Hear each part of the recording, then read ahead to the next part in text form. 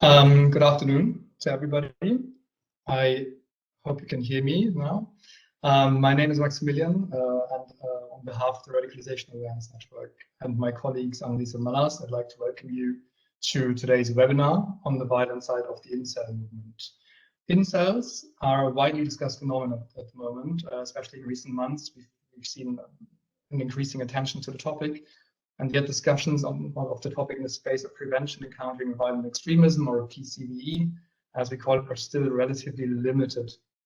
This is why we at RAN convened a small expert workshop in February to discuss the most urgent challenges related to that topic. And would now like to follow up on this with today's webinar.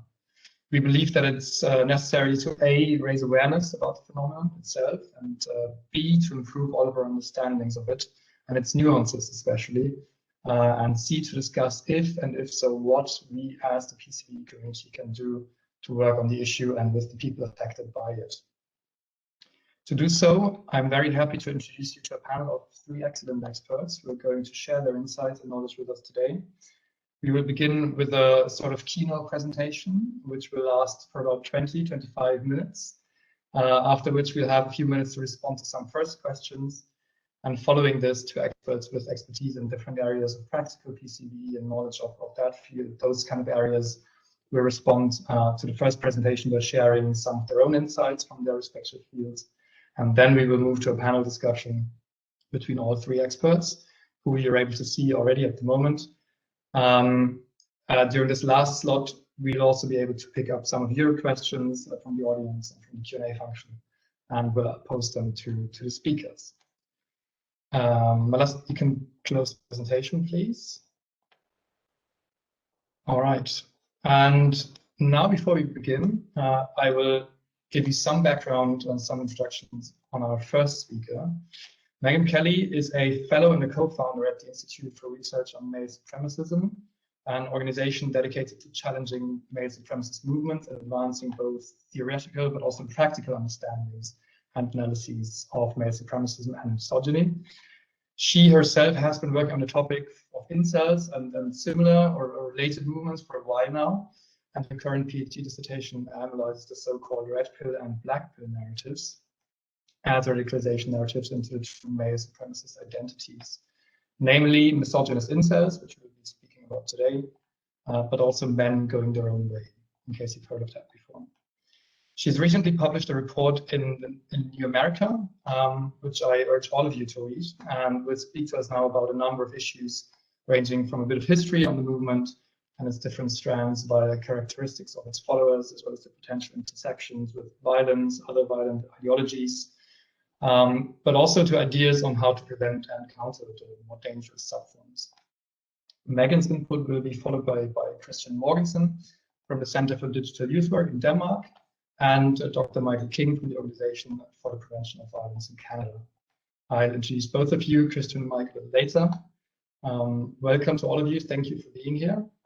It's a pleasure to host you. And with that short introduction, I'd ask you, Megan, to please take the stage. Great. Thank you for having me. I'm going to go ahead and stop my video and share my presentation. Oh, it looks like, okay, perfect. Now I can? Yeah. Okay, great. I'm going to share the screen. Can everybody see this? Yes. Perfect. All right. So I'm going to cover quite a lot of ground today. The focus is going to be on misogynist incels, male supremacism, and violent extremism. So here is a brief overview, getting into some definitions, covering the history of these movements, talking about ideology and identity formation, demographics, connections to different forms of violence, deplatforming, potential challenges for CVE, and finally some recommendations out of the New America report that Maximilian just mentioned. So first, today I will be using the term misogynist incel. Misogynist incel can be thought of as a linguistically similar to the construction of racist skinhead. This distinguishes the male supremacist ideology and movement from personal identification with the term incel, as women and non-binary people can also identify as involuntary celibate or incel, and the original use of the term was intended to be gender inclusive. Not distinguishing between people who identify as incels from misogynist incels can lead to misunderstandings of the nature of this community and potentially flawed recommendations on how to address misogynist incel violence. So, sorry about that. I'm going to briefly cover the history of other male supremacist groups, and in doing so, contextualize where misogynist incels emerged from. So there are 5 groups: men's rights activists, pickup artists, men going their own way, red pillars, and misogynist incels that have been labeled the manosphere, both by scholars, media, and the groups themselves.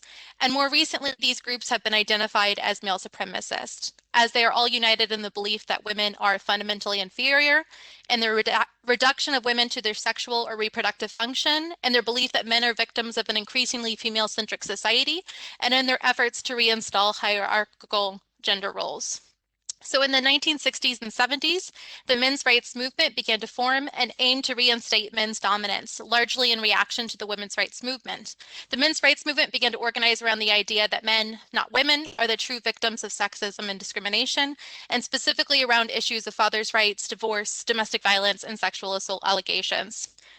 In the 1990s, books like The Myth of Male Power by Warren Farrell, which is pictured here on the right, continued to bring men into the movement. In 2009, A Voice for Men, created by Paul Elam, emerged as the flagship men's rights activist website and forum, and was originally organized around fathers' rights, but it quickly became a staunchly anti-feminist and misogynistic site. Pickup artists, also called seduction artists or Casanovas, also emerged in the 1970s and began to create an industry around teaching men how to pick up or seduce women, often by teaching adherents how to manipulate and coerce women into sex. Pickup artists were popularized in the pop culture mainstream in the mid-2000s through the best-selling book The Game by Neil Strauss and the VH1 reality show The Pickup Artist. MGTOWs, as Maximilian mentioned earlier, or men going their own way, are a group that split from the men's rights movement sometime in the early 2000s, and they're sometimes understood as a male separatist group, as they claim to abstain from legal or any relationships with women, and in some cases, society altogether. Recent studies have shown that MGTOWs engage in passive and active harassment of women online, and in 2020, a men's rights lawyer who frequented MGTOW forums targeted a woman federal judge and killed her son in an attempt to kill her. The other group, the Red Pill, is a subreddit that was created in 2012 that focuses both on perceived injustices against men and pickup artists-like advice on how to seduce women. And this leads me into the final group and our main focus of the day, misogynist incels. So incels were not always associated with misogyny. They have been increasingly associated with misogyny over time. So at the beginning, I will be talking about non-misogynist incels. The term incel was coined by a bisexual Canadian woman in the 1990s. Alana's Involuntary Celibate Project was one of the first incel forums, and it allowed people of all gender identities and sexual orientations to join. Moving into the 2000s and 2010s, loveshy.com and the subreddit Forever Alone were some of the other early forums that were frequented both by incels, misogynist incels, and love shy individuals, meaning individuals that believe their shyness prevents them from having romantic or sexual relationships. Both of these forums were open to men and women. And more recently, Forever Alone has distanced itself from misogynist incels specifically and does not allow incel language or incel references on that forum. While there was certainly misogyny and suicidal ideation in these early incel forums to varying extents, the blatant misogyny and violence that is expressed in misogynist incel forums today seems to have come partially out of the pickup artist community or people who had formerly been in the pickup artist community, such as PUA hate, and then later identified as incels. So pickup artist hate, or PUA hate, was created by individuals in 2011 or 2012 who had tried pickup artist techniques and believed the seduction community and pickup artist gurus to be a scam. This forum encouraged mass violence, was highly misogynistic, and women were often blamed for not having sex with men, and misogynistic theories about women's true nature were quite common. Pickup artist hate was also frequented by the Santa Barbara perpetrator and was directly mentioned in his manifesto. And throughout this presentation, I'm going to try my best to not mention the names of the perpetrator to comply with perpetrators to comply with no notoriety protocols, and instead mention locations of their attacks and years in some cases. So After the 2014 Santa Barbara attack, PUA hate changed its name to slut hate for a period before becoming Red Pill Talk, which is now offline. And then Incels, the subreddit, came about sometime in 2016, and at the time claimed to be the biggest incel space online, and it was most definitely a misogynist incel forum. It was banned from Reddit in November 2017 for promoting violence. Specifically, members had been encouraging others to go paddock after the 2017 mass shootings in Las Vegas, with paddock referring to the last name of the perpetrator of that attack. And this trend of using mass murderers' names to promote and encourage violence was also used on PUA hate and continues to be used on misogynist incel forums today. Incels.co, originally incels.me, was created in reaction to the deplatforming of the Incels subreddit in 2017. Today, it claims to be the largest incel site, and the site's administrator and some moderators also run the Incels wiki, looksmax.me, and a suicide forum called Sanctioned Suicide. And that forum is open to people of all genders. Incels.net is another currently active smaller forum. And then there are newer forums that have come about in this last year, Black Pill Club and Non-Cucks United being two, and schisms and infighting in the forums are quite common, and these newer misogynist incel forums, like these two I just mentioned, seem to be formed out of growing distrust of the administrators and moderators of bigger incel sites, misogynist incel sites like incels.co and incels.net. And there has been a number of sites that have been deplatformed, which I will touch on at the end of the presentation a bit more, but Brain Cells, Incels Without Hate, TrueCells.org, and Incel Apocalypse are just some of these sites that have been deplatformed since 2018, excuse me. So incel spaces today. In the past, there have been a few misogynist incel groups on Facebook, but many have migrated to anonymous forums.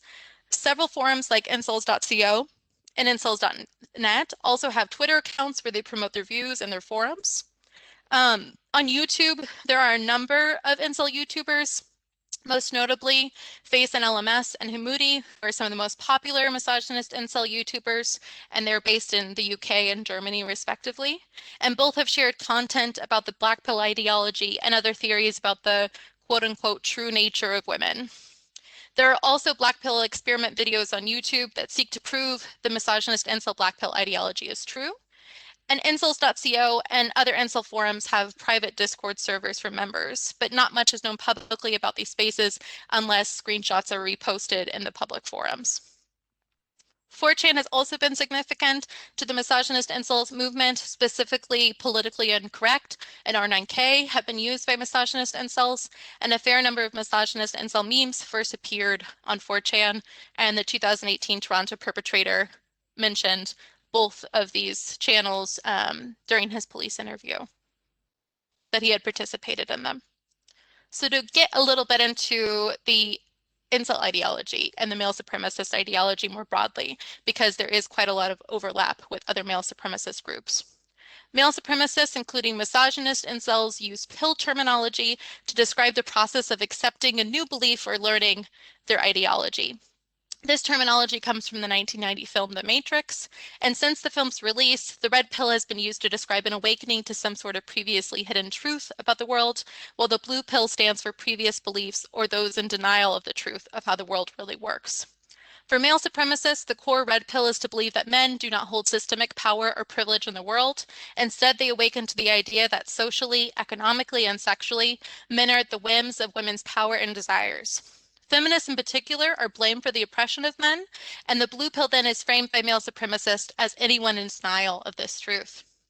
Many red pillars believe that there is a sexual marketplace where everyone has a sexual market value. This sexual market value is then determined by various characteristics, which generally include physical features, charm, status, and wealth. Those that believe this red pill also believe that women have more power in choosing sexual partners, and that the majority of women will try to marry above their own sexual market value. Red pillars refer to this as female hypergamy. This conceptualization was popularized among male supremacists by an essay authored by white supremacist Roger Devlin in 2006 called The Sexual Utopia in Power. Red pill adherents believe that an increasingly feminist society has allowed women's natural inclinations towards hypergamous behavior to run rampant, as women now have more agency over choosing their sexual partners, largely as a result of feminism.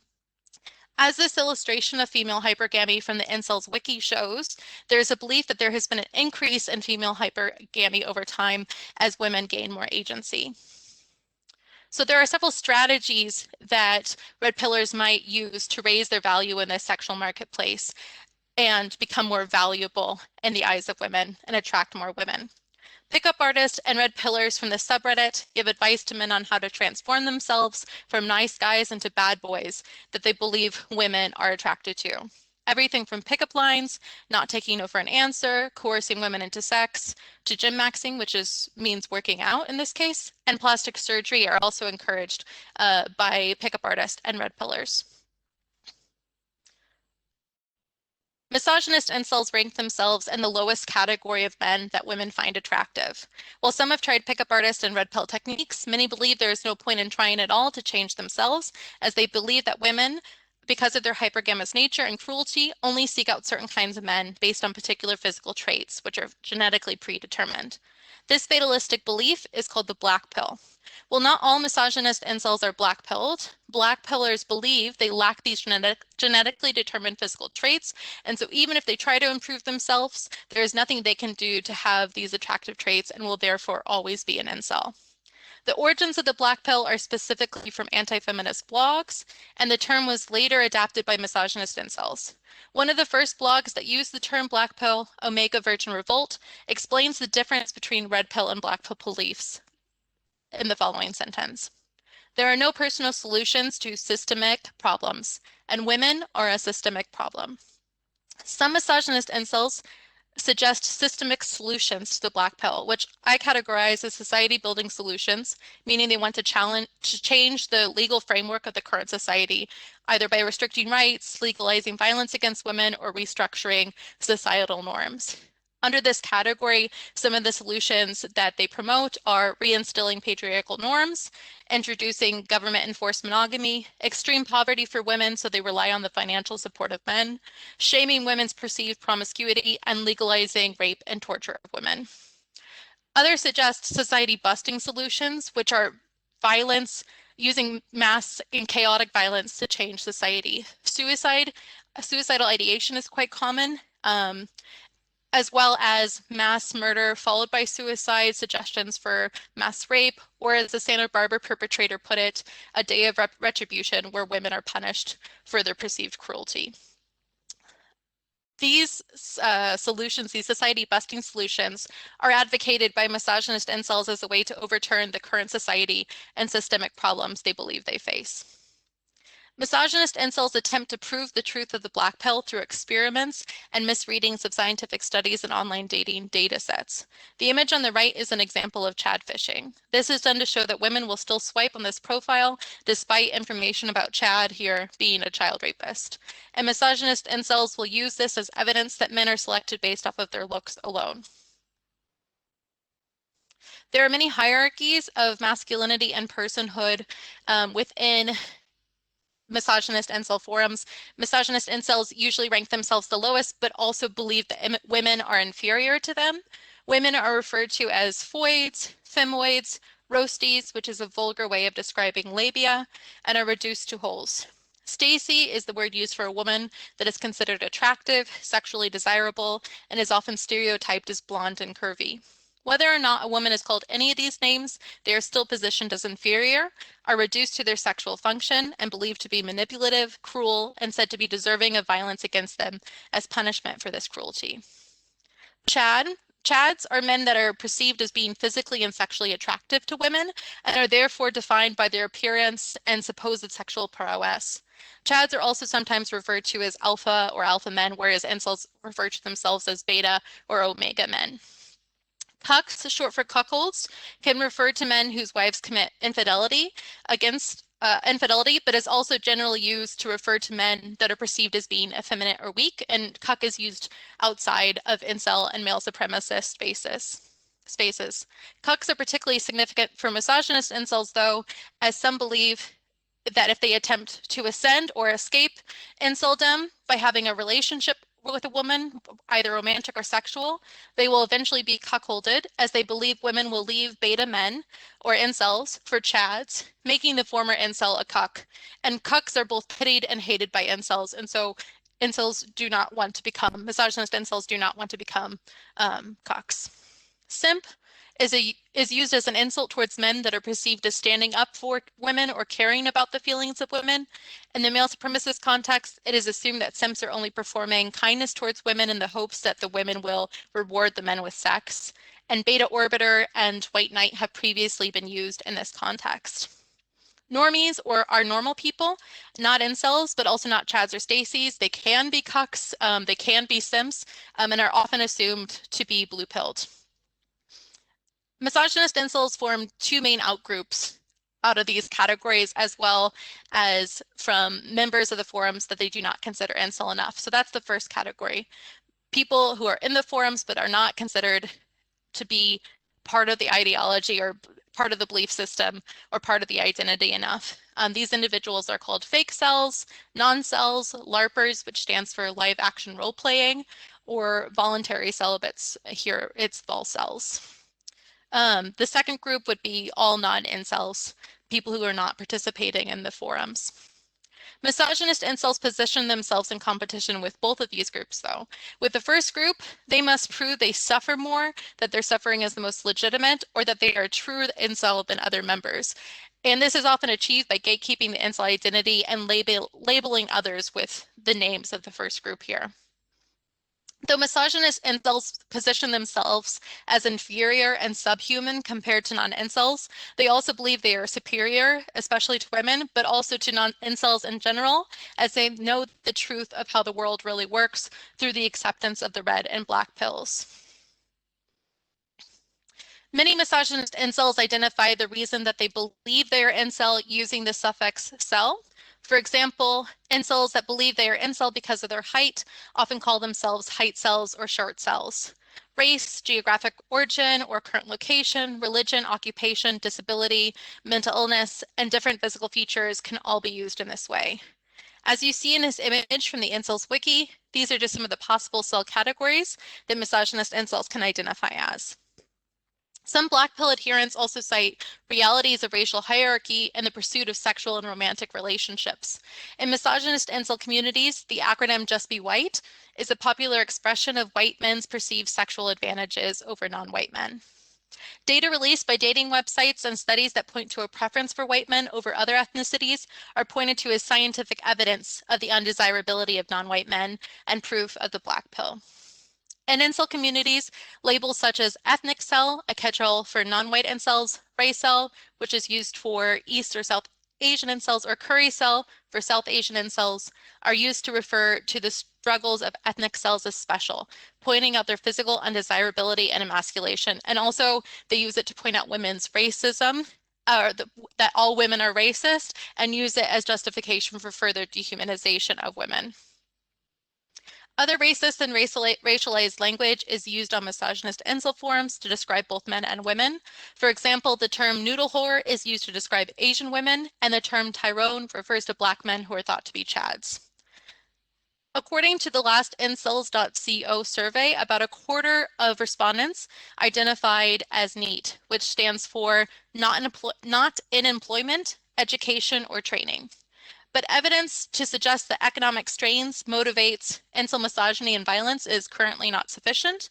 However, it's worth noting that higher class status may increase a sense of entitlement for those who adhere to red pill philosophy, that view wealth as a part of the sexual marketplace. Though the Santa Barbara perpetrator dropped out of school and did not work and therefore would be considered NEET, he was well financially supported by his family, and therefore the NEET categorization does not accurately reflect his class privilege, which also might be the case for other incels.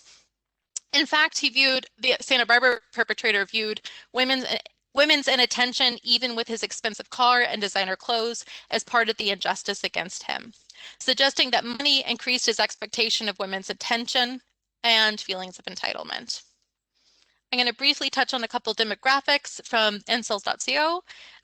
Every year, Incels.co conducts a site-wide member survey, and for the March 2020 survey, on average, around 670 members responded to each question. There are over 13,000 members of Incels.co, so this data does not reflect the demographics of all members, but I will briefly touch on age, ethnicity, geographic region, and employment. So as you guys can see from, sorry about that. As you all can see from the question, how old are you? Around 82% of respondents identify or say that they are between 18 and 30, with 36% being between 18 and 21. And the other number I wanted to point out here is that 8% say that they are younger than 17 years old. As far as geographic location, most incels say that they are from Europe, with the second category being North America. In terms of ethnicity, these misogynist incels mainly identify as white or Caucasian with almost 55%, and the remaining 45% is divided between Black, Latino, Asian, Indian, Middle Eastern, and other, or not sure. And then finally, as I mentioned before, 24, almost a quarter of members claim to be not employed in education or training, but most members surveyed were either working, in school, or both. Now I'm going to talk a little bit about violent extremism and who should be considered a misogynist incel.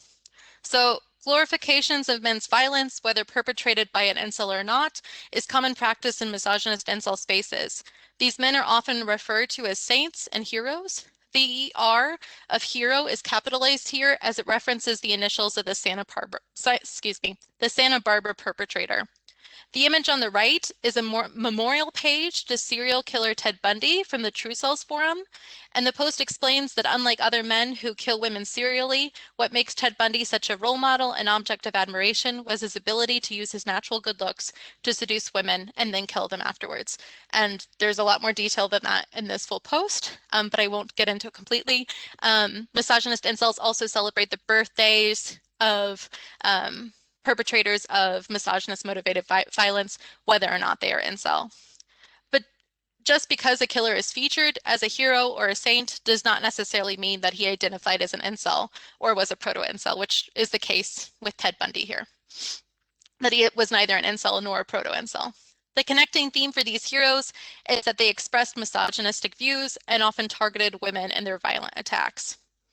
There have been a number of attacks and attempted attacks linked to misogynist incel ideology and identity, though the level of connection to misogynist incels varies by attacker. Some have explicitly called themselves incels or involuntary celibate, while others have said that they were inspired by the Santa Barbara perpetrator or the 2018 Toronto perpetrator. In some cases, it is still not clear whether or not attackers were active in online forums or not, and if they were active, to what level they were active and in what forums. These attacks and attempted attacks have ranged from mass shootings to stabbings to attempted bombings and attacks with vehicles. And I won't go through each one of them because I believe I do not have time to do so. Okay, great. But there has been other kinds of violence beyond mass shootings and attacks associated with incels, including in 2020 in California, the FBI arrested a 33-year-old man on cyber stalking charges as he had harassed women online and in some cases threatened rape and murder. And investigators found he was active in incel forums. And this shows that misogynist incel violence is not limited to these mass attacks, and in misogynist incel forums, members talk about and fantasize about various kinds of violence. And this goes into the question of what should be considered terrorism. While not all attacks perpetrated by misogynist incels should be categorized as terrorist acts, acts of mass violence with clear ideological motivations and goals, like the 2014 Santa Barbara attack and the 2018 Toronto van attack, fit the category of terrorism. The Santa Barbara perpetrator said he planned his attack to create fear and hoped to inspire others to action. The intended target of attack should also be considered for this terrorism categorization. But it's also important to note, as I did before, not every misogynist killer is a misogynist incel. There have been many attacks from the 1989 École Polytech attack in Montreal to the 2007 Virginia Tech campus shooter that have been partially motivated or completely motivated by misogyny, but they were not part of the incel communities. Recent research has tried to label some of these individuals as proto-incels, but this is problematic as it ignores the broader structural misogyny and supremacism that both informs misogynist incel communities and other male supremacist identities, as well as our broader society. And this leads me into male supremacism and violence. It's therefore important to look at male supremacism as a whole and misogyny more broadly if we want to understand misogynist incels and where they come from. Misogynist incels are an evolution of a pervasive and deeply embedded misogyny in our societies. To understand misogynist incels, we should understand them as part of a spectrum of misogyny. It's worth noting that 38% of mass shooters have committed domestic violence and have a history of abuse and harassment of women.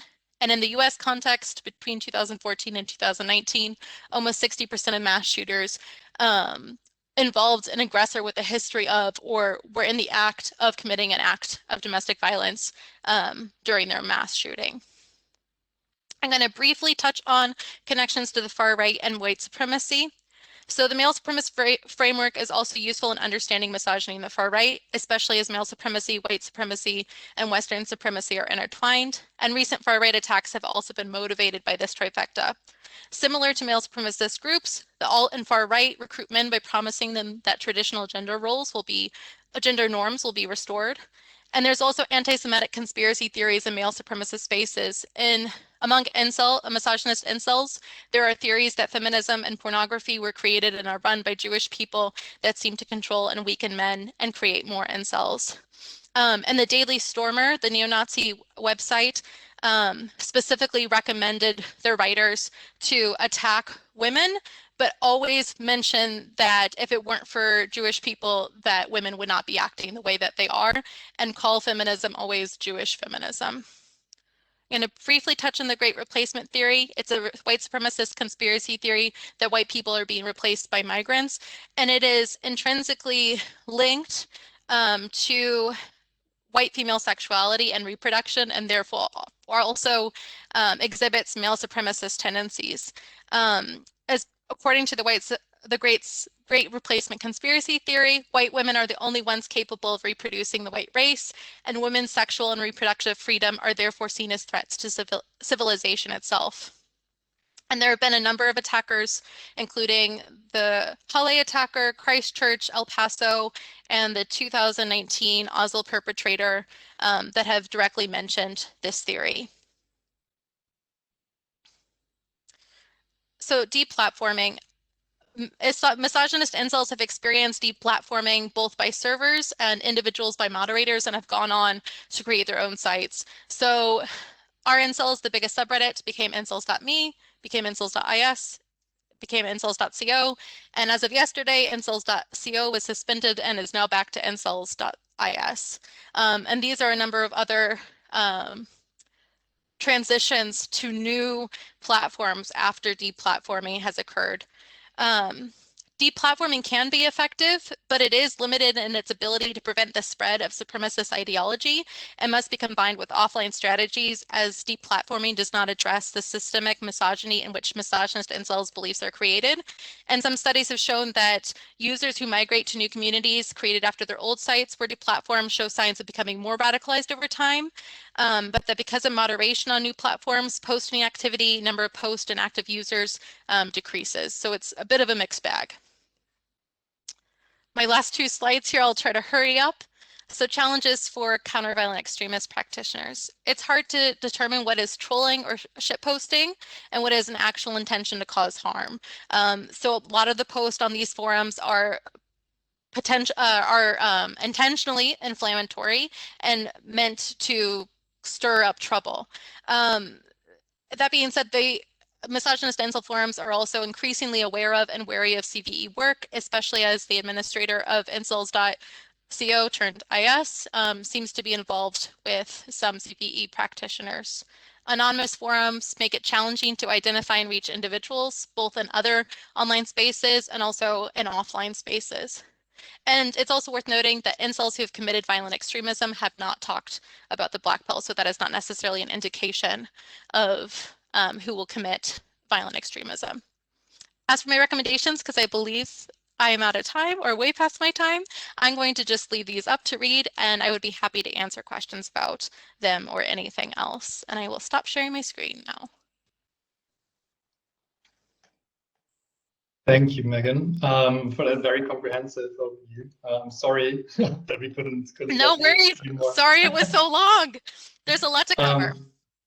There really is a lot to cover if you really want to understand where it comes from and what's happening nowadays. But we'll have some time to dive deeper into the discussion later on as well, following Christian's and Mike's inputs. We have two questions from the audience already. One was already answered, more or less relating to the overlap between incels or male supremacist groups and white supremacists. But another one that I find really interesting is, do we know anything about how the lockdown in response to the COVID pandemic has impacted incel forum participation? Like, because a lot of people are stuck at home and locked inside more or less. Do you know if there's anything to indicate that activities have increased there? So my research is mainly qualitative, so I unfortunately do not have hard numbers, but I did read a survey earlier, well, I guess it was in 2020, that while there were a lot of posts about COVID and the lockdown at the beginning of the pandemic, and there was some increased activity, it was mainly by a core group of users and not necessarily more people joining the forums, or at least this study was on incels.co, so it doesn't count for all the forums. However, from what I have seen in my research, there was also a lot of celebration around the pandemic and lockdown, as misogynist incels expressed that other people would be suffering just as much as them, were experiencing isolation for the first time that they had always experienced, and we're especially happy that Stacy's or Roasties or women in general would not be able to go out and have sex with a bunch of chads. So it was also still locked into that misogynist worldview and wanting to control women and their sexuality. Interesting. So the good old concept of German Schadenfreude is coming back there as well. Mm-hmm. Taking pleasure in the pain of others. Yes. I was wondering, because you also mentioned when you showed the surveys among the incels.co forum, that a lot of them self-identify as European, which is something that I've come across a lot before already. So far, however, most of the debates and a lot of experts also working on that topic seem to be focused on the North American context, and also a lot of the violence that's kind of connected to it, not only, but a lot of it kind of took place in North America. Do you have any idea why we aren't seeing any more violence that's directly perpetrated by incels or self-identifying incels in Europe, or why the debate is so focused on North America? I think you already hit on why the debate is so focused on North America, and that is because that's where most of the violent attacks have happened or attempted attacks have happened. I'm not sure about Canada, but I know, being from the US myself and in the US context, that access to firearms seems to also be a big factor in why more attacks have happened in the US, although there have been also stabbings and attacks with vehicles and attempts at making homemade bombs, which don't have to be US specific, but many of the attempted attacks or attacks that have been carried out with firearms. And so I think that is likely at least a little bit of the connection. I'm not sure why we have not seen more mass violence in the European context. I did read recently that there was a man arrested in Italy for extremist propaganda and planning an attack, and he both identified as an incel and a neo-Nazi. So again, kind of that mesh of both far right and misogynist incel identity. But he was caught beforehand. So I don't know, maybe it's preventative strategies are better in terms of catching people. I'm really not sure why we haven't seen more attacks. Well, thankfully that we have not seen more attacks in the European context. Interesting, yeah. Well, thank you for now. I think because we're a bit behind on time, I'm going to move to the other two presenters, and then we're going to focus on the discussion later on. So now it's time for Christian Morgensen. Also, thank you to the audience for your questions. We will continue to pay attention to those and bring them up later in the discussion as well. So don't be disappointed if yours hasn't been picked yet. Christian Mogensen is a special consultant with the Center for Digital Youth Care in Denmark, focusing on gaming, gender and sex, and destructive online behavior. He's a very experienced speaker with a reputation for bridging the generational gap between the different worlds of 4chan, 8chan, Reddit, and also those who are not yet part of these sorts of new social media and image boards. Last year, he published a report entitled The Angry Internet, looking at violent misogynists in Nordic countries. And he's also himself interviewed and tried to understand persons identifying as incels. And is, of course, an expert on digital youth work. So he will now share some of his insights from his perspective. Christian, the floor is yours. Thanks for being here. Well, thank you so much, and thank you for having me. And Megan, once again, thank you so much for your keynote. As always, like inspiring. I was busy taking notes, even though it's like the third, fourth time I'm hearing it. Like super insightful as always. To pick up on where you guys left off, if I can offer my insight, because part of the Angry Internet, the report analysis I did, the main focus of the report itself was to identify, try to quantify the level of manospheric threat, primarily incels in the Nordic countries. So we tried to, like, via data, see how many ready to commit violence authors we could identify on Twitter, 4chan, and a couple of hundred Reddit forums. We identified 850 individuals and then like tenfold, 100 times that readers thereof, which is not law, but should have been enough to warrant a violent attack in the Nordic countries. And we haven't had one yet, outside of the Oslo attacks almost 10 years ago by now. We haven't had as many as the US, which is probably like a call for a celebration, but also beckoned us to do research into what is actually the difference between the Nordic countries and the US. And like everybody that we talk to, or everybody as a general, has sort of this intrinsic feeling of difference between the Nordic countries and the US. Like we just know that there's a difference. There's this like, there's just a difference, like, you know.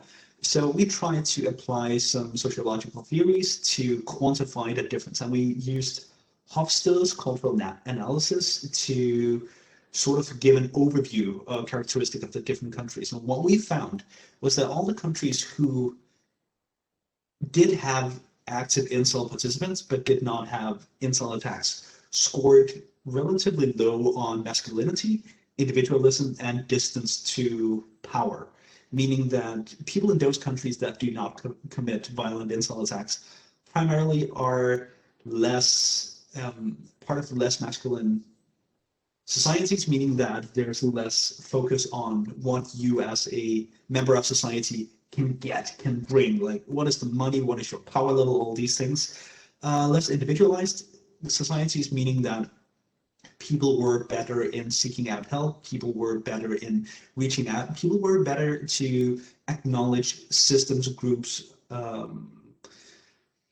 sociological groups that they were part of, and they experienced a smaller distance to power, meaning that they felt like they could change their world and the world around them more readily than those in incel violence prone countries, primarily the US and Canada. We found it's like that is a different explanation, but like you said, firearms, that just creates a firearm culture. Like if you have a hammer, then all your problems look like nails.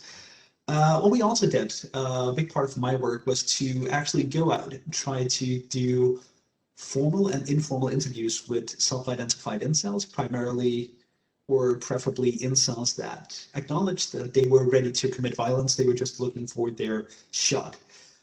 And like we have a ton of cases from that. But what we did find was that my coworker on the Angry Internet, Stine Hilding, is a female psychologist. No one wanted to speak with her because, well, she's a female. She is a female, so she was the opposition. When I went out into forums and like promoted who I was and what I was trying to do, further understanding of the incel cause, or rather the incels themselves rather than their cause, I was met with a lot of scrutiny. I was met with a lot of guys saying like, we want to vet you, we want to find out who you are before we talk to you. Fair enough.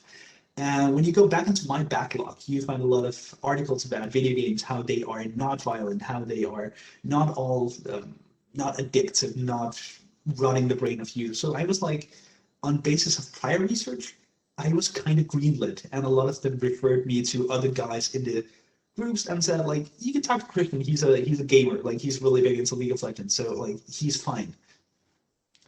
And one thing I did find was that every time I talked to someone, they would always be like antagonistic in the beginning of the interview, going, I'm going to tell you how angry I am, and I'm going to convert you. I'm going to subject you the animosity of women. Like they would try to convince me. In their words, they were trying to red pill me. And they had this view of me as someone to be converted. So they wanted to show me how anger had set them free. And as soon as they started speaking, they did the opposite. Like, I think 9 out of 10 interviews started with them saying, well, I never had any friends. No one wanted to hang out with me in school. And then I turned a loser. And then, like, all of them had the same narrative of being really fucking sad, which was quite an insight. Because when I think of incels, I think of, like, an angry denomination of men. So the common denominators in all the interviews we did was that all of the men described a level of early ostracization. They felt left outside of usual social circles. They were not part of the football team. They were not part of the glee club. They were not part of the computer group. Like, they were just ostracized. To cope with being ostracized, like as a psychological defense mechanism, all of them ascribed a level of antagonization of the others, like their peers.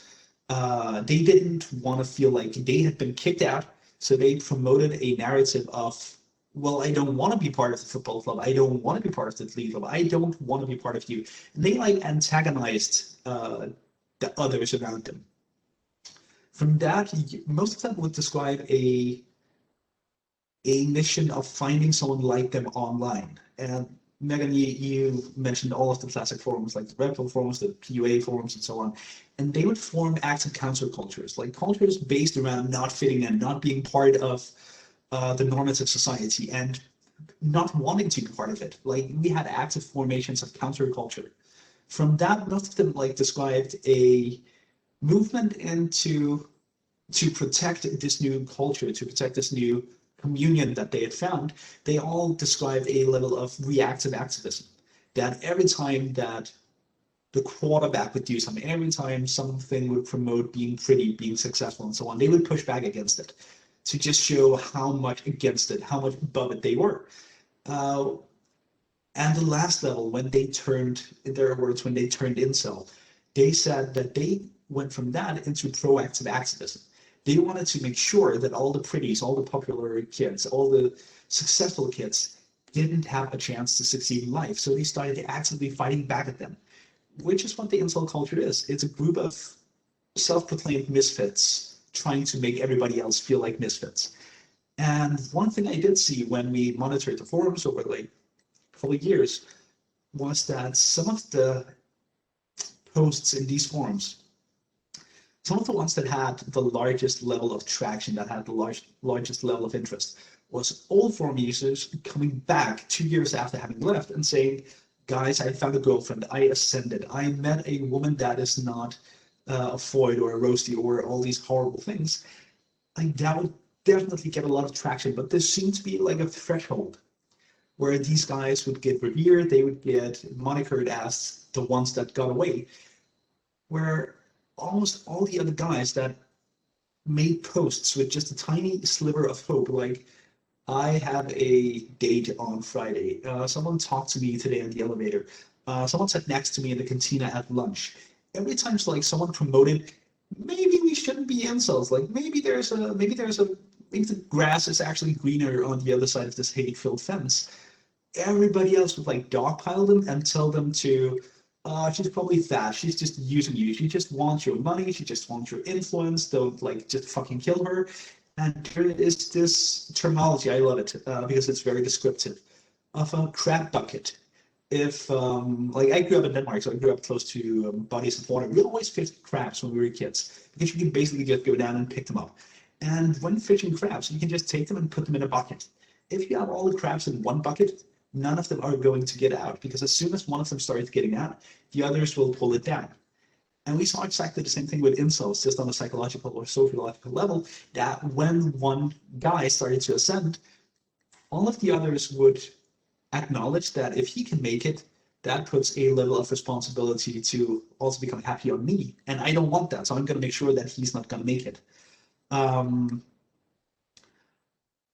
Part of what you talked about, or part of what we usually talk about, is this loud radicalization. Something happens that like calls to arms. We need to fight back against women. What we also try to go into, and is trying to do in current research, is to analyze the quiet research, because we have seen quite a few young men who started on, for example, YouTube, with non-radicalized or non-incel videos. Usually it's the classic is looking at videos, how to get a six-pack. And when you watch the 15 videos on how to get a six-pack, YouTube, the algorithm probably knows, well, he doesn't have a six-pack. Why does he want a six-pack? He wants a six-pack to get a girlfriend. Let's suggest him videos, how to get a girlfriend, how to, here's some pickup artistry tricks. And when you watch the 10 videos on how to use pickup tricks to get a girl, YouTube is like, all right, what do we got to do with him? Like, how do we satisfy him as a digital customer? And YouTube is then going to show you, this is my story down the rabbit hole. YouTube then would show me, when doing this research, videos on like from six-pack into how to trick a girl into liking you. Would then go into reasons why she doesn't like you, which doesn't feel good. I don't want to be told why women don't like me. Like I don't want to entertain those thoughts. So YouTube would pretty quickly, after the blameful videos, show me videos why it's women's fault that they don't like you. Like why I hate women videos, which is also like I like to call it the silent radicalization, because it's algorithm based. There's no one actively grooming me to become an incel, but like YouTube has seen this trajectory before and sort of just leans into it. So if I can leave you with one thing for like the advice working with youth, being maybe susceptible to incel ideology or radicalized ideology as a whole, is to most definitely acknowledge the emotions that these young men sometimes exhibit. All women hate me. Like, no one wants to hang out with me. I'm a loser. I'm a NEET. Yeah, sure. Acknowledge those things because they are psychologically proficient. Do not entertain their reasoning behind it. Like, don't entertain that they have found the answer for all these things, namely that women are evil. And there is a youth worker endeavor into acknowledging the emotions without acknowledging the perceived causation behind it, which is extremely important in this line of work.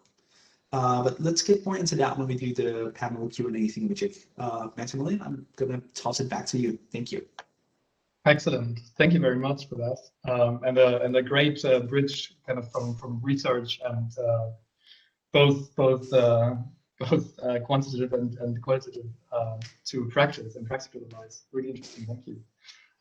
Yeah, let's indeed get more into this and deeper into this during the panel discussion. I'm just now gonna hand over to Mike King, who is the research director at the Organization for the Prevention of Violence in Canada.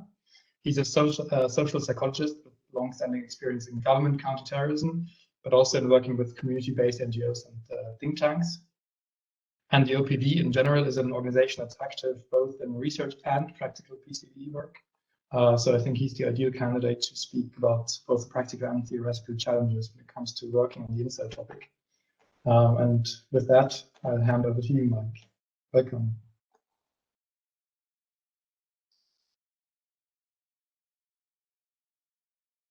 You're still muted. I do that. Oh, there you Yes, go. perfect. Can you hear me okay? Yeah, it's great. Perfect. So thanks for that introduction, Max, and many thanks for having me today. And hello to all of you. Maybe I'll start by saying a few words about the Organization for the Prevention of Violence, the acronym OPV. We're a small NGO in Canada, and our mission is to counter violent extremism. We do a few different types of activities. We do research, as you mentioned, Max. We also do intervention. So we do offer services to individuals who have been identified as radicalizing to violence. And we also do a lot of community outreach work. Now, OPV has received a bit of attention regarding the topic of incels because we published a report about a year ago who may find themselves trying to help someone that identifies as an incel. And if you're interested, you can go on our website, download that report.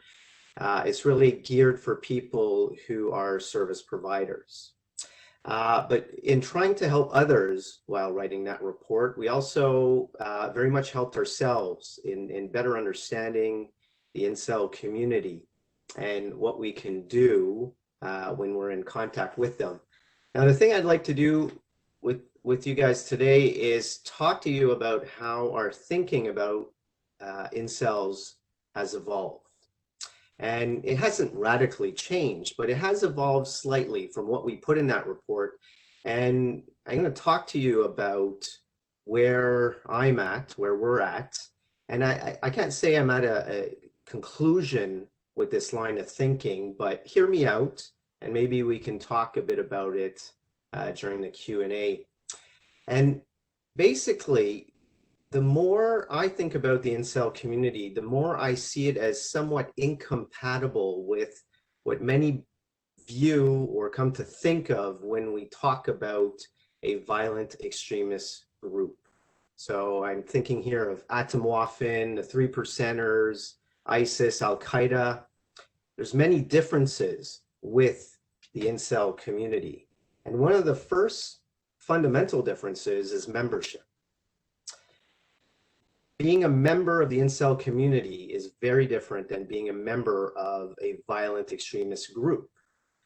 First and foremost, incels view their membership there as being wholly involuntary. It's in part the product of involuntary circumstances that have happened to them, and they are somewhat of a victim of society and the injustices of feminism and all of that. And I'm not going to go into is that right or wrong, but it's important to view the fact that their perceptions of memberships is radically different than other violent extremist groups where people actually want to join, they volunteer for the cause, such as in the case of Atom Waffen, neo-Nazis, and ISIS, which is completely different with incels, where if they could have ascended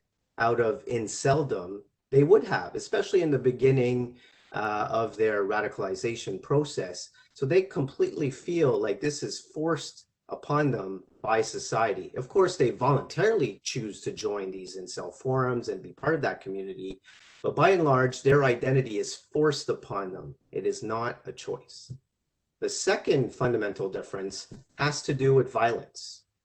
There are many incels who do not support violence. And here I am taking that from a survey conducted by a research organization in the US called ICSVE, who did a survey with members of incel forums, and the majority of individuals do not support violence.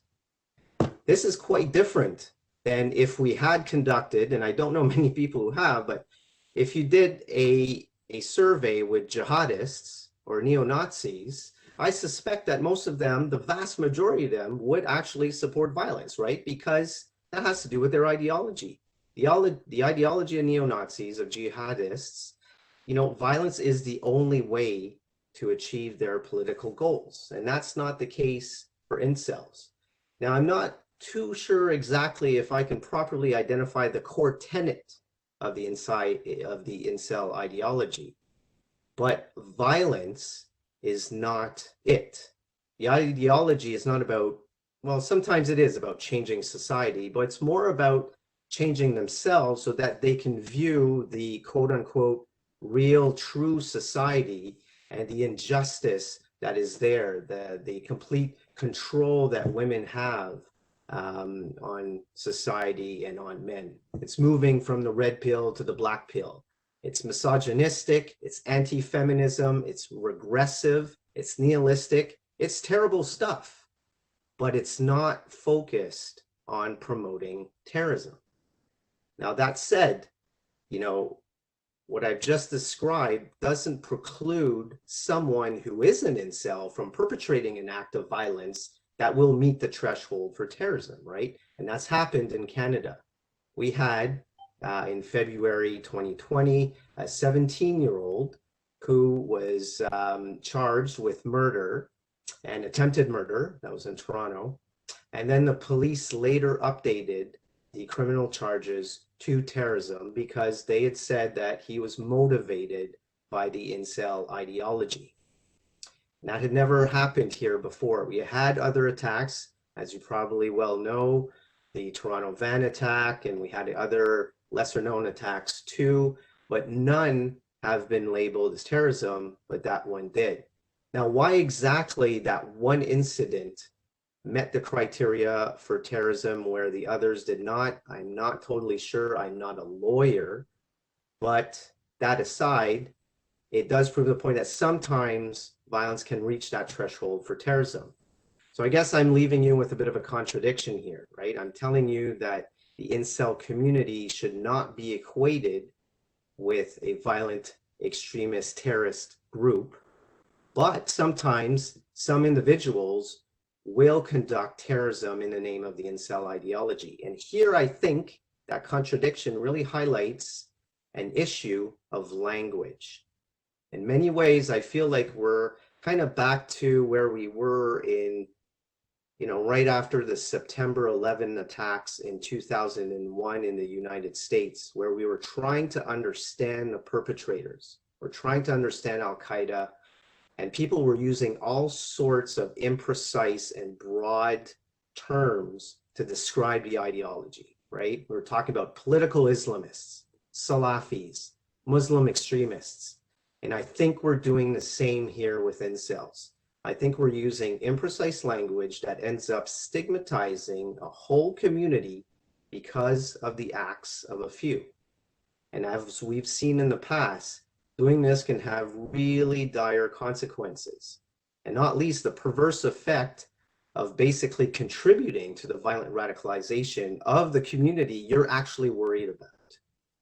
So let's not repeat these errors of the past. And for us, that means maybe being better with the words we use. And here, I very much agree with our first presenter, Megan Kelly, who in a fantastic article published in ICCT in 2020, they suggested the use of the term male supremacists for a more accurate label for terrorist attacks that are misogynistically driven. And I would wholly agree, because you don't need to be an incel to conduct these attacks. And most incels do not condone terrorism. And this confusion and the lack of nuance that applies to incels that I'm highlighting here, it also applies to other groups, right, that are popping up or that have popped up in the last couple of years. So we're talking about QAnon, Proud Boys, and other groups that are based on conspiracy theories. And all of this is starting to affect CVE programs. Well, at the very least, it's starting to affect OPV. And this is going to be my last point. And I'll give you an example here for QAnon.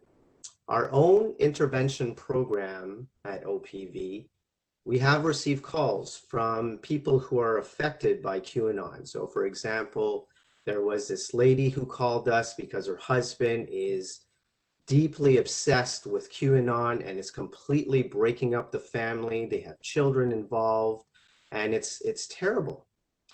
But the more we learn about this case, the more we realize that there's actually no risk of violence whatsoever. The person is just involved in this group deeply, and it's terrible what's happening to the family, but there's never any talk about him conducting violence.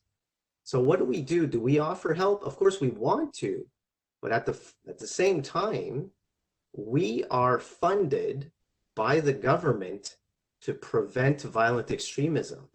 And for many of these groups, QAnon, Incels, and others, these groups on a whole, do not promote violent extremism. So what do we do here? It becomes especially problematic if these people start becoming a majority of cases for a CVE program. So I'll leave it there, and those are my thoughts today. Thank Thank you. you very much. Max, shall I take over? I was just going to invite you to take over, please. Okay, And thank you, Mike. Very interesting. Annelies. Yeah, first I want to give the floor to anyone who would like to respond maybe to each other's presentations.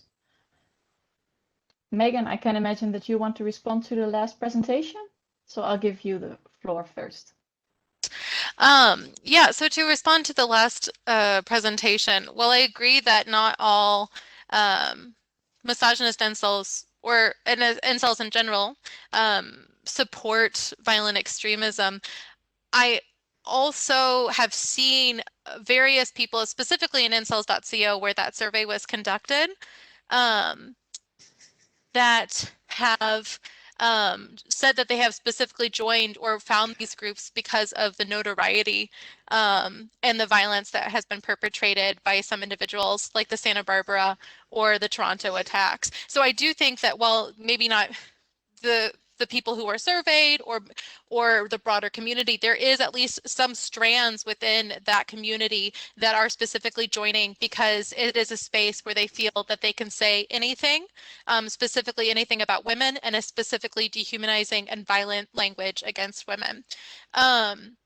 And I also would say about that survey, just because somebody claims that they don't support violence, does that mean in practice that their actions or their post don't support violence or go towards violence? I mean, so this is like the case with the recent Atlanta shooter. Just because this individual said that his attacks were not racially motivated does not mean in reality that the attacks were not partially racially and sexually motivated or based in white supremacist and misogynist worldviews. And then I had another point here, but I forgot.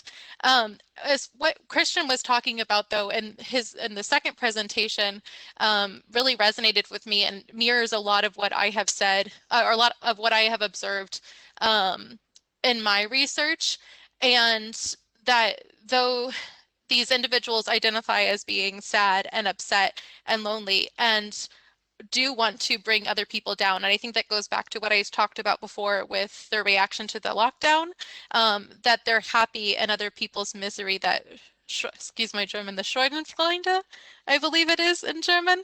And this, I think, is also concerning. And so while they're not maybe accepting or supporting violence, I do see many members on these forums, including incels.co, where the survey was conducted, celebrating rape and murder of women on a regular basis. And so I do find that concerning. And that doesn't mean that they're going to commit extremist acts. And I am also concerned about mislabeling incels, as you mentioned, Mike, with my ICCT piece about Hanau. But at the same time, I think it is important to not take these individuals at their word that they are not supporting of violence unless maybe their posting or other activity reflects that. But at the same time, I think it is important to notice that when we do categorize these individuals as terrorists or do mislabel certain perpetrators as incels, it creates this increased sense of victimization within the own community, which I thought was a great point, and I'm very glad that you brought that up. I think that's it for me for now. I'll turn it over to whoever would like to speak next. Thank you, Megan. I'm just briefly going to step in again because Annelies seems to have lost connection. So that's why you're seeing and hearing me again. Until she's back, I'll take over. But Christian, you wanted to say something. Thank you, Mike. Very insightful. I do agree with a lot of what you said, but I do have some concerns about, or at least some additional thoughts to it. I think a lot of the research on, I'm gonna call it classical terrorism, like if that vibes with everybody. Like in classical terrorism research, at least in Denmark, in here I refer to Michael Bang-Petersen and Lasse Linnekilde. there's a heavy emphasis on who perpetrates, like in a terrorist group, who actually does the terrorism. And what they had found in several instances was that those that are very vocal about the terrorist viewpoints do not, in fact, commit the violence. Those that do commit the violence are those just listening, like the passive receptors, which kind of lends creed to my hate-filled relationship with the notion of lone perpetrators, lone wolf terrorists, because you don't get that. Like, that is just an empty term. There is no such thing as lone wolf terrorists. What you do have is terrorists not actively part of a community, but very much a part of a community wherein they take up or adopt viewpoints. So I do think that even though you don't condone of violence, if you are part of a community where you talk about women as the problem and someone should find a solution for the problem, you may be not actively condoning the use of violence, but you are definitely fanning the fire.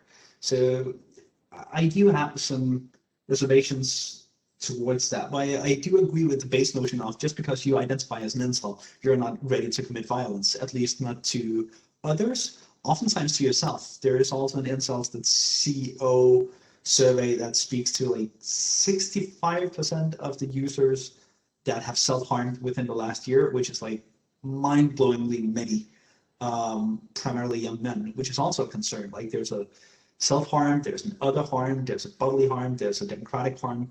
And one thing that I really liked from your very brief presentation, Mike, was like the stigmatization of incels, because that would kind of lead back to the circle of proactive activism that I talked about. Like, if we stigmatize the incels by talking about all incels as ERs, we're back to ostracizing them. As soon as someone omits incel ideology, like if we just push it outside of society, well, we just told him that he was right, that he was not good enough to be part of us. Like, and then we definitely didn't solve the problem. So, like, very insightful, and I do wholeheartedly agree that this is a problem that we need to solve by more research, not by more legislation, which is why I heard you say it, just an interpretation. So thank you a lot.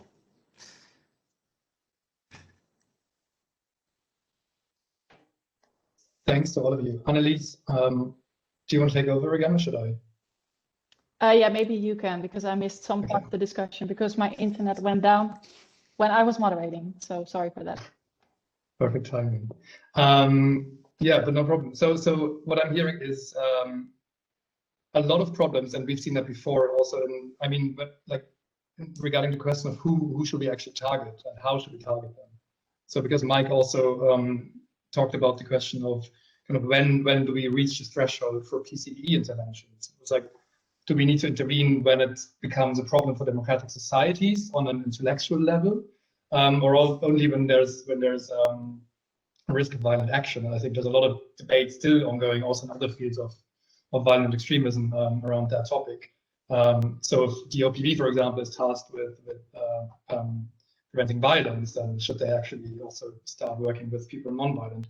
Maybe sort of a two-pronged approach could be interesting to engage incels who are not vocally voicing support of violence in kind of youth work programs that are not related to PCV or like mental health outreach programs and these kind of things, and then focusing the label of PCV and counter extremism on the actual violence side. Is there any? Those are just like some thoughts that are popping up. And sorry, I know I'm not a speaker, but do you have any ideas of how we can kind of delineate who we should target, how we can target them, and what practitioners can actually do then in the end, based on the knowledge we have at the moment? Christian. Yeah, sure. I think it depends a lot on who we talk about as practitioners. I always talk about like 3 levels of intervention. And if we have sorry, my webcam is mirrored, so I'm just trying to paint by numbers here. If we have a level of severity, a level of how hard we should intervene, and a level of time, then if we are here like at the maximized standard of both, we always talk about like legislative intervention. We need to get them off the streets, we need to protect society, we need to get them like, this is police work. And somewhere in the middle ground, we have, I like to call it integration work, like reintegrate these young men into society because they at least feel, I don't know if it's right, but they feel that they are outside of society. There is definitely an, I don't know, it can be outreach program, it can be debate clubs, it can be like digital outreach programs, even like just something to get them back into a constructive community. And before they become a problem, like early onset, low severity, comprehensive sexual education, men talking about feelings, men talking about like genders, men talking about sexualities, men talking about intergender respect, and so on and so forth. Like comprehensive sexual education, preschool even, like at least in Denmark, we like to think of ourselves as pretty forward thinking. Even in Denmark, like sexual education is reduced to like half an hour of biology when you're mid-teenage. Like it just does not suffice. So like this would be one problem solved in like one of those 3 steps.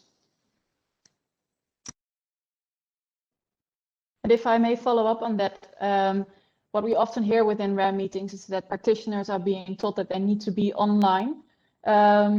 Where do practitioners need to be in the spectrum of where incels are? Christian, yeah, this question is also to you. Thank you. Well, I do get the notion that a lot of youth workers, practitioners, feel like they should be on 8kun, like the new 8chan or 4chan or Incels.co, so they can do outreach programs and they can reach out and like do interventions there. I don't agree. Like I don't think that is the reason why you should be there. If you are a youth worker working specifically with this community, be there, but only to learn the language, only to learn the semantics, the dog whistles, the linguistics. There is a level of recognition that I think is extremely important doing youth work, even if you do it digitally, but don't go into their quote unquote digital home and try to pull them out of it. You're just going to get a counter reaction. You're just going to get dogpiled, dogs hacked, whatever. Like that, I can say for a fact that is not going to work.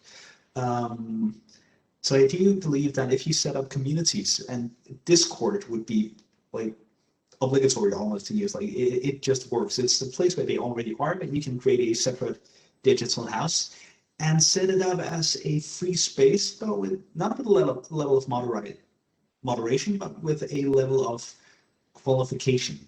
What we've been doing in Denmark is to do group group sessions, group chats, group talks. Yeah, group talks about come in and talk about feminism. And we'll get them in, and then we'll have one of the angriest feminists that we can find, and we can actively ask her, do you guys hate men? And she'll say, no, actually we are very pro men and pro men's rights. Just to like deflate some of the arguments that they can tell each other. Because often in these communities, we do see a sock puppet level of feminism is often the enemy. Like both Mike and Megan and I touched on it. It's always feminists want to erode society and just kill off all men. So if we can get those men into a room with one very vocal feminist and ask her, is this what you're trying to do? And she's going to be like, no. And then we're probably going to have a bit of a better, or at least historically, we have had better, more qualified conversations after that. So like that is what I think digital outreach should be. Yeah. Thank you very much. Megan, I saw your hand was also raised. Do you want to respond as well? Yeah, just quickly jumping on to what Christian talked about. One, I think that another space that practitioners can maybe look at are subreddits like Incel Exit and X Red Pill. While they're not perfect spaces, it is a great idea to see also how people are trying to leave and maybe triggers for why they are leaving this community.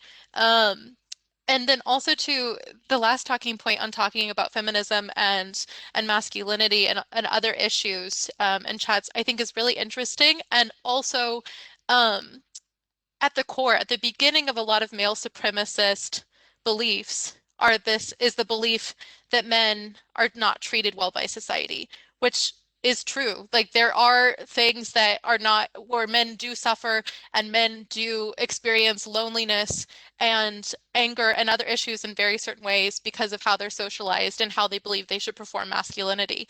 And what's really interesting is that many feminist researchers and activists believe the exact same thing. It's just the reaction is completely different after that.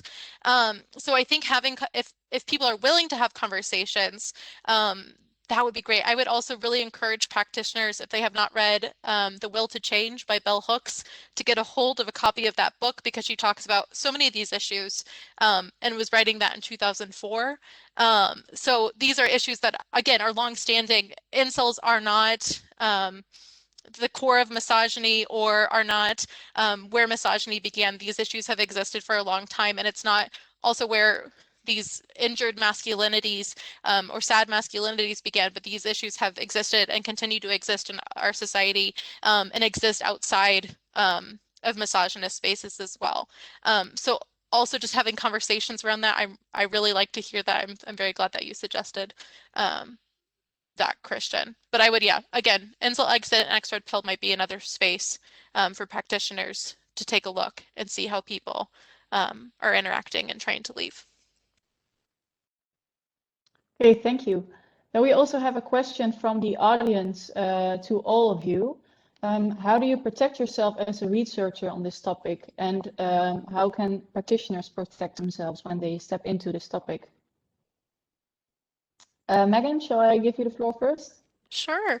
I think especially for women, it is particularly tricky, as Christian has already mentioned, that one of his colleagues did not get the same leeway or access to the community as he did. At the Institute for Research on Male Supremacism, we give digital trainings for our fellows, and I have also done a digital detox kit, so making sure that your private information online is secure and safe, and seeing what is accessible, I think is really the first step. That is more my experience because I'm not in my research process so far. I have not done interviews. That's further down the line. But protecting your privacy online and knowing how accessible you are, I think, is the first step, and seeing what information people can reach about you. But if you just Google digital detox kit, you can find several free tutorials and also some paid services that will help you kind of manage your data online. So I would say that's first. Second, to make sure that you are talking to other people in your community or people or loved ones or people that you trust about the things that you're experiencing and seeing in these spaces, and with individuals who hold these beliefs, as they do stay in the mind and are very hard to get rid of. And it's very easy to start seeing the world through this perspective, whether or not you believe in it, or to start using this language. So to be making sure that you're also taking care of yourself in this process. I think those are my two biggest steps. The rest I am still learning myself on how to best protect myself during this, doing research on this topic. Thank you, especially for the practical tips. I think that everyone can look into. Christian or Mike, do you want to share something about this as well? Mike? Sure. Maybe just a few thoughts. I think, Megan raised some very good points of, making sure that people might not be able to necessarily find your private information online. That's crucial. I also think we shouldn't always presuppose that these people are out to get us either. There almost is a self-fulfilling prophecy here as treating everyone as uber dangerous. To be honest, I've been doing interviews with, mostly jihadists for over a decade now, and I've never really had a situation where I felt in danger. I think if you take normal precautions in this space, that's good. If you're doing research with difficult material, so misogynistic material, hateful material, graphic content, if it is not sitting well with yourself, you should definitely seek help. But you should also ask yourself if you're in the right field. Because let's be honest, this is not for everyone. And if this is greatly affecting your mental health, maybe this is not something you should be researching. And do you experience this differently then? Do you also have female colleagues from your organization who execute the same kind of work as you do as a man, or? Yeah, we do. I'm currently writing a piece with a woman who's on the research team, and yeah, I mean, she's in these forums as well. But you know, I kind of reiterate, like, it's not entirely different than, you know, as you know, I understand as a man researching incel ideology is I'm not having the same experience as researching if I was a woman. But when I'm researching jihadism and I'm talking to people who are constantly talking to, you know, about killing Westerners or the kuffar, or, you know, watching beheading videos and stuff like that, that's equally difficult. But you know, as a social psychologist, I also know, you know, we all have our different levels of tolerance for this type of stuff, right? And we also have different support systems. So, you know, not everyone is made to research this stuff, and let's just be honest about that. Yeah. Okay, thanks. Christian, some last words for you before we round up. Yeah, sure. I think there's already been a lot of good perspectives. Definitely, like if you work in interviews, if you do with like outreach programs, do you use a VPN? Do you use a dedicated computer if you're going to download anything off the internet? But that is like, it's like wearing your biking helmet when going out, which like you just should do that. What worked for me is to have like debriefing or supervision situations, talking about what I read, talking about how to compartmentalize it, because like, yeah, sure, some weeks I'd spend 50 hours just going through data, pictures and chats and voicemails. And it doesn't get to me, but it's definitely moving my window of allowed speech. And just to make sure, then like go to someone outside of the field and say, are all women actually evil? Like, or just have those talks. Like, I read this thing. Can you just spar with me? And a lot of the stuff I read on black pill science, treat it as actual academia. Like, if you want to lend it the creed of being academically sound, criticize it accordingly, which was also a huge protective factor in me. And like for me personally, I like to have eye bleach, which is an internet term for something that is just nice to look at. So like I have a picture folder of a couple of hundred pictures of puppies and like cute animal babies and nice music, which is just like to get the mindset off of everything is horrible, you're gonna die. But that is more of a personal preference. I do believe a level of technical prevalence and a professional support network, definitely. Also acknowledging that maybe you just don't want to look at this stuff, then don't. Okay, very good recommendations, especially the puppy background, I think. Max, I hand over to you then for the final words. Thank you, Annelies, and thanks to all of you, all three speakers. I think we got into a lot already. I think there's a lot more to be said still also. Unfortunately, we have limited time, and we're nearing the close of business for a lot of people slowly. So I think we've reached our limit for today. I think we'll have to continue the discussion because it seems like there's a lot to debate still both on language, but also on how we can target, who we should actually target, what we should do, and what we should do within the PCV space specifically, or whether or not maybe we should hand over a lot of the work to different professions and not necessarily make this a key concern for us. I think we do still need to talk about it, especially some parts of it.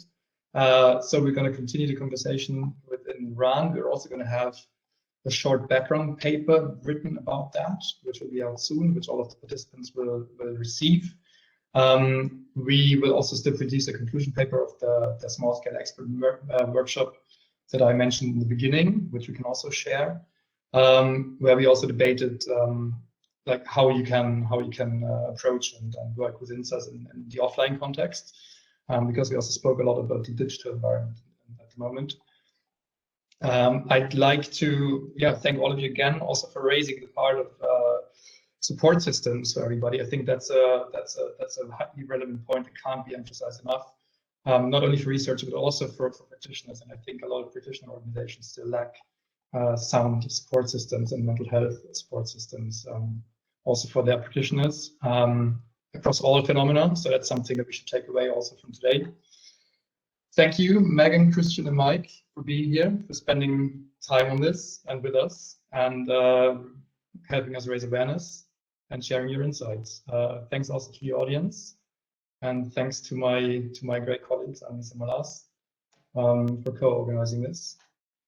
I wish you all the best, and see you soon again, hopefully.